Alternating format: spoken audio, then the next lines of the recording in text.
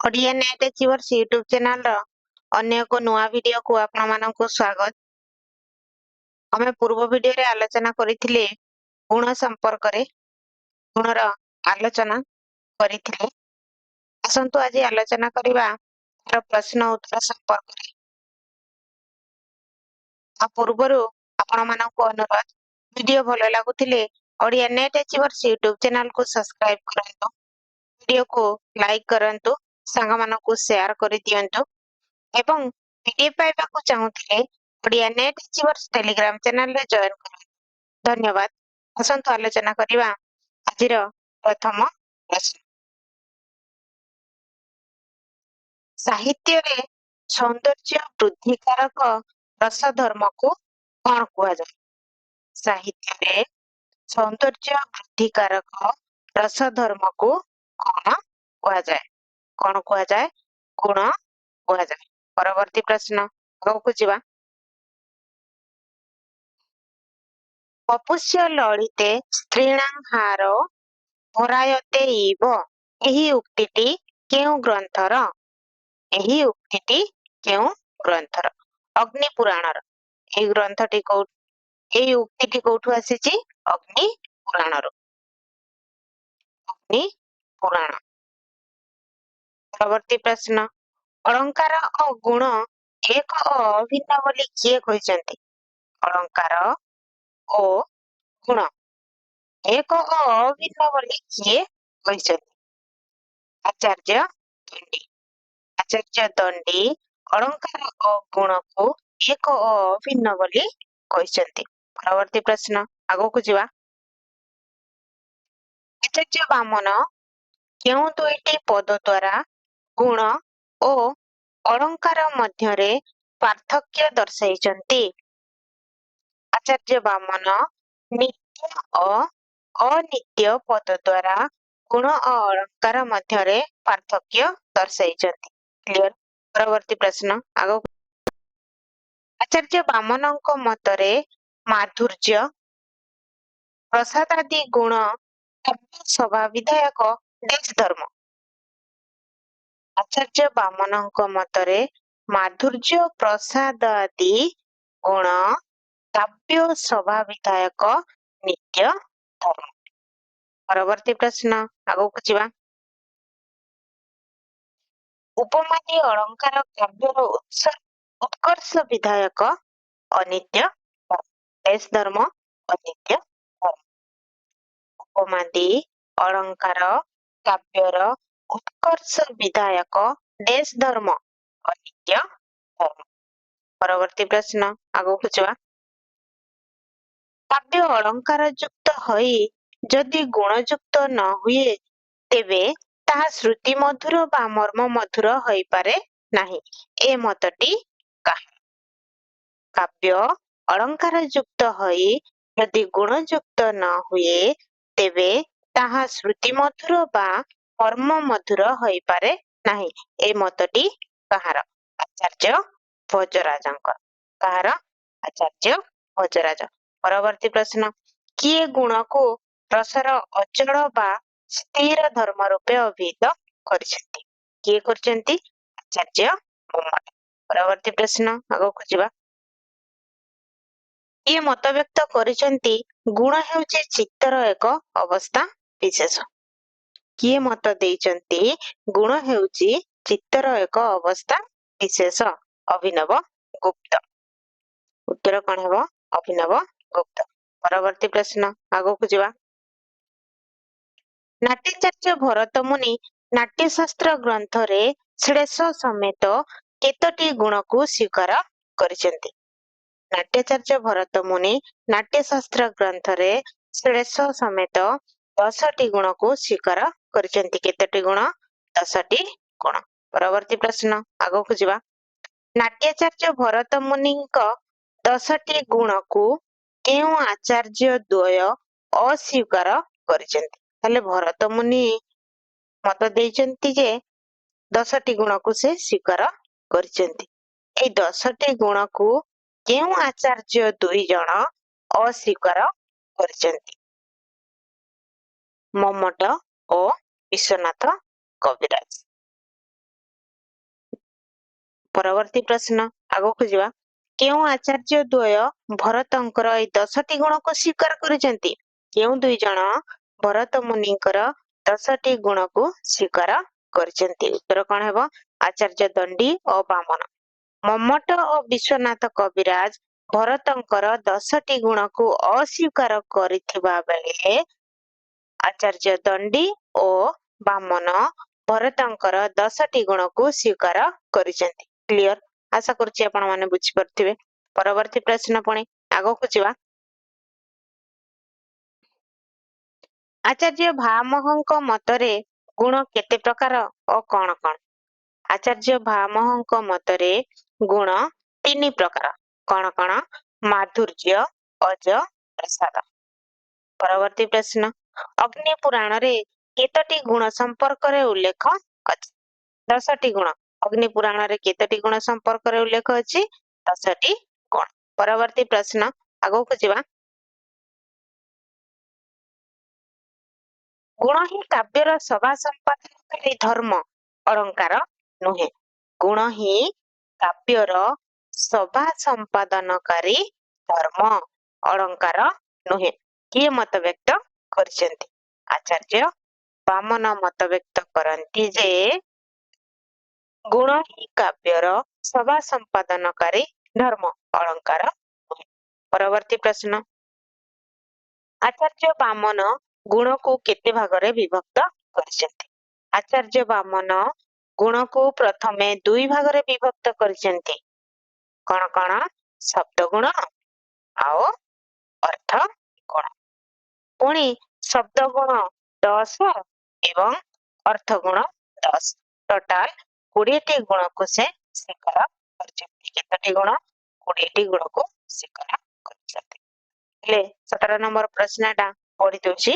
ଉଭୟ ଶବ୍ଦ ଗୁଣ 10 ଓ ଅର୍ଥ ଗୁଣ 10 ମୋଟ 20ଟି ଗୁଣକୁ କିଏ ସ୍ୱୀକାର କରିଛନ୍ତି? ଉତ୍ତର କଣ ହେବ? ଆଚାର୍ଯ୍ୟ ବାମନ। ପରବର୍ତ୍ତୀ ପ୍ରଶ୍ନ ଆଗକୁ ଯିବା। ଅଭିନବ ଗୁପ୍ତ ଓ ଆନନ୍ଦ ବର୍ଦ୍ଧନ ଭାମହଙ୍କ ବିବେଚିତ କେତୋଟି ଗୁଣକୁ ସ୍ୱୀକୃତି ପ୍ରଦାନ କରିଛନ୍ତି? ଭାମହ 3ଟି ଗୁଣକୁ ସ୍ୱୀକୃତି ପ୍ରଦାନ କରିଛନ୍ତି। ତେଣୁ ଏଠାରେ ମଧ୍ୟ ଆଚାର୍ଯ୍ୟ ଅଭିନବ ଗୁପ୍ତ ଓ ଆନନ୍ଦ ବର୍ଦ୍ଧନ এই ଭାମହଙ୍କର 3ଟି ଗୁଣକୁ ସ୍ୱୀକାର କରିଛନ୍ତି। ପରବର୍ତ୍ତୀ ପ୍ରଶ୍ନ ଆଗକୁ ଯିବା। କୁନ୍ତକ କେତୋଟି ମାର୍ଗ କଥା କହିଛନ୍ତି ଓ କଣ କଣ? କୁନ୍ତକ 2ଟି ମାର୍ଗ କଥା କହିଛନ୍ତି। କେତୋଟି ମାର୍ଗ କଥା? 2ଟି ମାର୍ଗ କଥା କହିଛନ୍ତି। କଣ କଣ? ସୁକୁମାର ଓ ବିଚିତ୍ର। ପରବର୍ତ୍ତୀ ପ୍ରଶ୍ନ। ଆଚାର୍ଯ୍ୟ କୁନ୍ତକ ସୁକୁମାର ଓ ବିଚିତ୍ର 2ଟି ମାର୍ଗର ମୂଳ ତତ୍ତ୍ୱ ଭାବରେ କେତୋଟି ଗୁଣ ବିଷୟରେ ଉଲ୍ଲେଖ କରିଛନ୍ତି? ଆଚାର୍ଯ୍ୟ କୁନ୍ତକ ସୁକୁମାର ଓ ବିଚିତ୍ର 2ଟି ମାର୍ଗର ମୂଳ ତତ୍ତ୍ୱ ଭାବରେ କେତୋଟି ଗୁଣ ବିଷୟରେ ଉଲ୍ଲେଖ କରିଛନ୍ତି? 4ଟି ଗୁଣ ବିଷୟରେ ଉଲ୍ଲେଖ କରିଛନ୍ତି। କଣ କଣ? ମାଧୁର୍ଯ୍ୟ, ପ୍ରସାଦ, ଲାବଣ୍ୟ ଓ ବିମର୍ଷ। ପରବର୍ତ୍ତୀ ପ୍ରଶ୍ନ। ଆଚାର୍ଯ୍ୟ ଭୋଜରାଜ କେତୋଟି ଗୁଣକୁ ସ୍ୱୀକାର କରିଛନ୍ତି? ଆଚାର୍ଯ୍ୟ ଭୋଜରାଜ 24ଟି ଗୁଣକୁ ସ୍ୱୀକାର କରିଛନ୍ତି। କେତୋଟି ଗୁଣକୁ ସ୍ୱୀକାର କରିଛନ୍ତି? 24ଟି ଗୁଣକୁ ସ୍ୱୀକାର କରିଛନ୍ତି। ଆଗକୁ ଯିବା। ଶୃଙ୍ଗାର, କରୁଣ ଓ ଶାନ୍ତ ରସରେ କେଉଁ ଗୁଣ ଚିତ୍ତକୁ ଦ୍ରବୀଭୂତ କରେ? ଶୃଙ୍ଗାର, କରୁଣ ଓ ଶାନ୍ତ ରସରେ କେଉଁ ଗୁଣ ଚିତ୍ତକୁ ଦ୍ରବୀଭୂତ କରେ? କୋଉ ଗୁଣ? ମାଧୁର୍ଯ୍ୟ ଗୁଣ। ପରବର୍ତ୍ତୀ ପ୍ରଶ୍ନ। ବିଭତ୍ସ, ବୀର ଓ ରୌଦ୍ର ରସରେ କେଉଁ ଗୁଣ ପ୍ରକାଶିତ? କେଉଁ ଗୁଣ?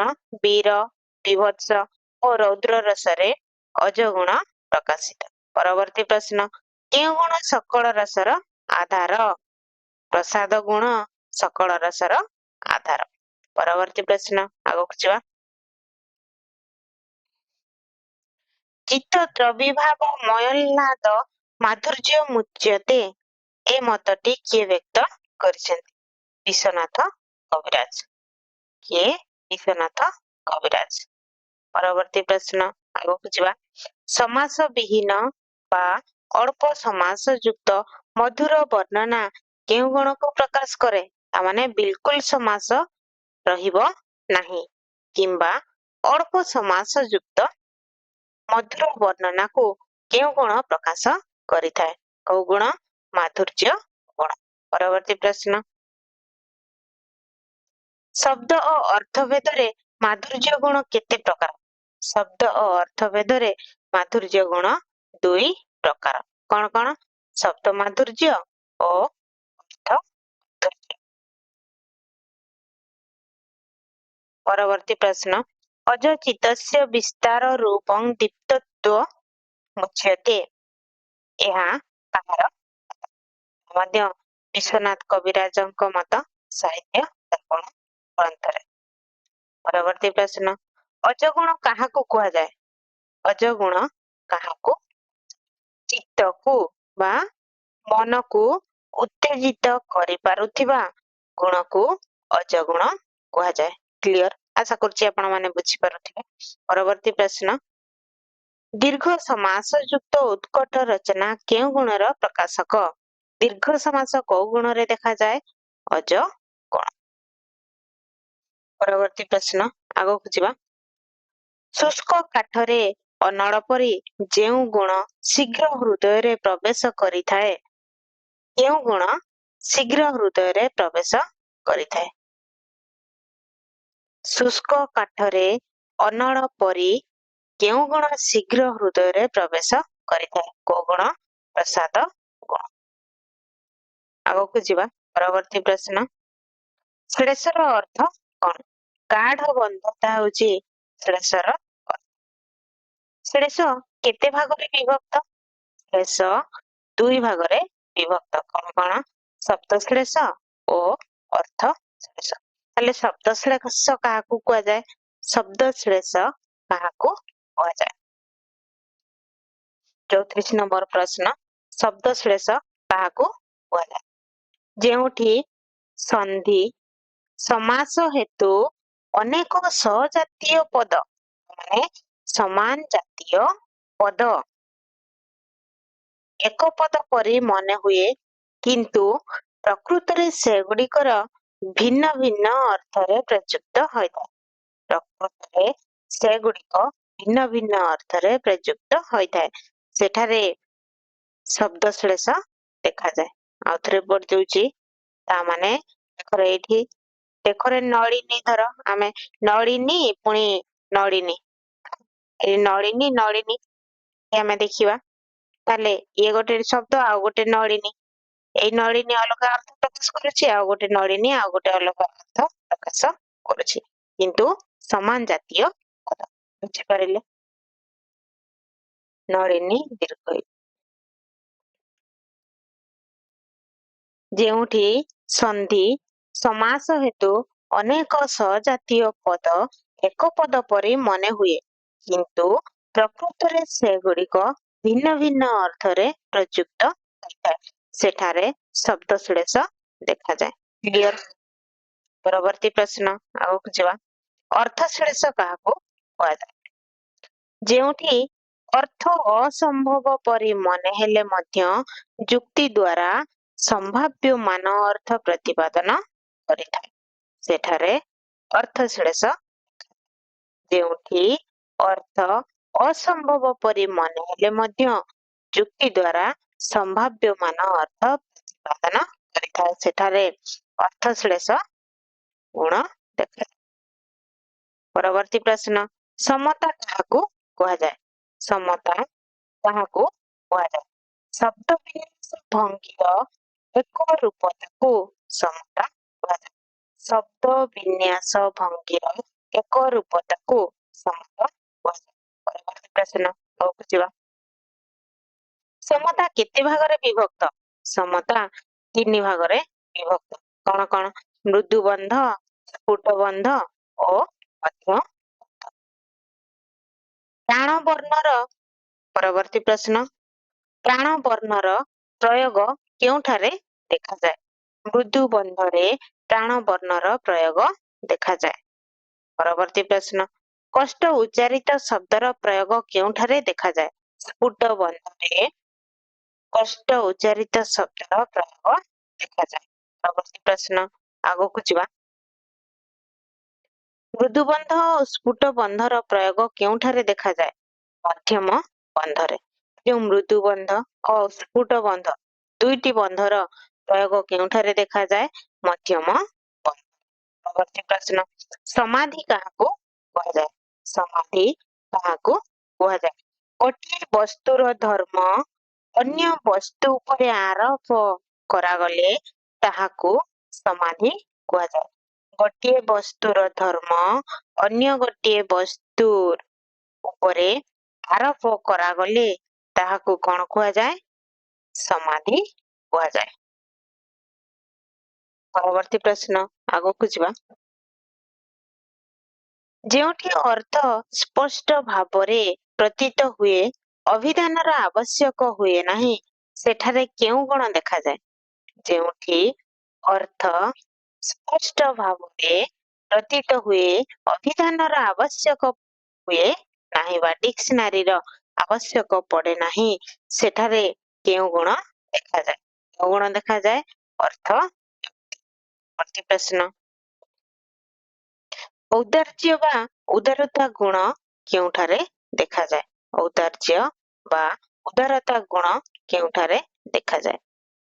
ଯେଉଁଠି ଶବ୍ଦ ଗୁଡ଼ିକ ଉଚ୍ଚାରଣ କରିବା ବେଳେ କଣ୍ଠ ଓ ହୃଦୟରେ ସ୍ପନ୍ଦନ ସୃଷ୍ଟି ହୁଏ ସେଠାରେ ଔଦାର୍ଯ୍ୟ ବା ଉଦାରତା ଗୁଣ ଦେଖାଯାଏ।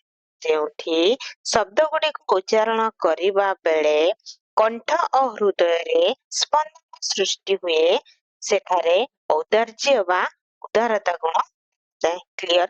ପରବର୍ତ୍ତୀ ପ୍ରଶ୍ନ କେଉଁଠି ଲୌକିକ ଅର୍ଥକୁ ଅତିକ୍ରମ କରା ନ ଯାଇ ସ୍ୱାଭାବିକ ଭାବରେ ଘଟଣା ଓ ଶବ୍ଦାର୍ଥ ପରିବେଷଣ କରାଯାଏ ସେଠାରେ କେଉଁ ଗୁଣ ଦେଖାଯାଏ? କୋଉ ଗୁଣ ଦେଖାଯାଏ? କାନ୍ତି ଗୁଣ ଦେଖାଯାଏ। କେଉଁଠି ଲୌକିକ ଅର୍ଥକୁ ଅତିକ୍ରମ କରା ନ ଯାଇ ସ୍ୱାଭାବିକ ଭାବରେ ଘଟଣା ଓ ଶବ୍ଦାର୍ଥ ପରିବେଷଣ କରାଯାଏ ସେଠାରେ କେଉଁ ଗୁଣ ଦେଖାଯାଏ? କାନ୍ତି ଗୁଣ ଦେଖାଯାଏ। ପରବର୍ତ୍ତୀ ପ୍ରଶ୍ନ ଆମେ ଆଗକୁ ଯିବା। ଗୁଣ କାହାର ଧର୍ମ ଓ ଅନ୍ତରଙ୍ଗ ବସ୍ତୁ? ଉତ୍ତର କଣ ହେବ? ରସର। ପରବର୍ତ୍ତୀ ପ୍ରଶ୍ନ ଦଣ୍ଡି କାହାକୁ କାବ୍ୟର ପ୍ରାଣ ବୋଲି କହିଛନ୍ତି? ଆଚାର୍ଯ୍ୟ ଦଣ୍ଡି କାହାକୁ କାବ୍ୟର ପ୍ରାଣ ବୋଲି କହିଛନ୍ତି? କାହାକୁ? ଗୁଣକୁ। ପରବର୍ତ୍ତୀ ପ୍ରଶ୍ନ ଅଳଙ୍କୃତ ମତି ଶ୍ରବ୍ୟ ନ କାବ୍ୟ ଗୁଣ ବର୍ଦ୍ଧିମତ ଶ୍ରମାଯୋଗ ସ୍ତୟ ମୁଦସ୍ୟ ଗୁଣଳାଙ୍କାର ଯୋଗୟ। ଏହା କାହାର ମତ? ଭଜରାଜଙ୍କର ମତ ସରସ୍ୱତୀ କଣ୍ଠାଭରଣ ଗ୍ରନ୍ଥର। ପରବର୍ତ୍ତୀ ପ୍ରଶ୍ନ ଆଚାର୍ଯ୍ୟ ବାମନ କାହାକୁ ସଭା ବିଧାୟକ ଧର୍ମ ବୋଲି କହିଛନ୍ତି? ଆଚାର୍ଯ୍ୟ ବାମନ କାହାକୁ ସଭା ବିଧାୟକ ଧର୍ମ ବୋଲି କହିଛନ୍ତି? ଗୁଣକୁ। ପରବର୍ତ୍ତୀ ପ୍ରଶ୍ନ ଗୁଣ କେତେ ପ୍ରକାର? ଗୁଣ କେତେ ପ୍ରକାର? 10 ପ୍ରକାର। ଗୁଣ କେତେ ପ୍ରକାର? 10 ପ୍ରକାର। ପରବର୍ତ୍ତୀ ପ୍ରଶ୍ନ ମଧୁରତା କେଉଁ ଗୁଣର ମୂଳ ଧର୍ମ? ମଧୁରତା କେଉଁ ଗୁଣର ମୂଳ ଧର୍ମ? ମାଧୁର୍ଯ୍ୟ ଗୁଣର।